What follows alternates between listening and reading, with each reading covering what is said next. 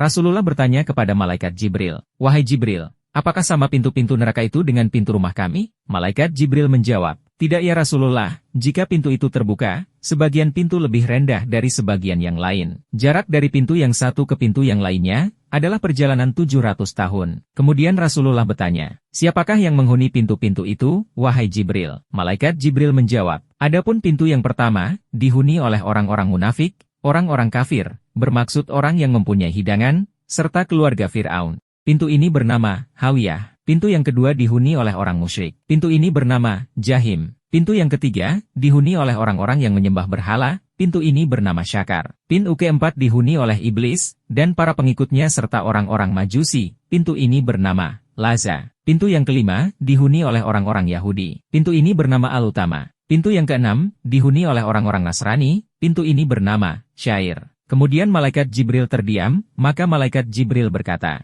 "Wahai Rasulullah, apakah engkau juga bertanya tentang orang yang menghuni pintu yang ketujuh?" Rasulullah menjawab, "Iya Jibril." Maka malaikat Jibril berkata, "Wahai Rasulullah, orang yang menghuni pintu yang ketujuh adalah orang yang telah melakukan dosa besar dari umatmu yang mati sebelum bertaubat." Maka seketika Rasulullah jatuh pingsan karena mendengar berita itu. Setelah Rasulullah sadar dari pingsannya, beliau berkata, "Wahai Jibril, sungguh besar musibah yang menimpaku, dan aku sangat takut apabila di antara umatku dimasukkan ke dalam neraka." Maka menangislah Rasulullah dan malaikat Jibril karenanya. Kemudian Rasulullah bertanya kepada malaikat Jibril, "Wahai Jibril, kenapa engkau ikut menangis? Bukankah engkau Rohul Amin, roh yang dipercaya?" Malaikat Jibril menjawab, "Aku takut kalau aku sekiranya diuji, sebagaimana ujian yang telah diberikan kepada Harut dan Marut. Itulah yang menyebabkan aku menangis." Maka Allah Ta'ala berfirman, "Wahai Jibril, wahai Muhammad, maka sesungguhnya aku jauhkan kalian berdua dari api neraka. Akan tetapi janganlah kalian merasa aman dari siksaku."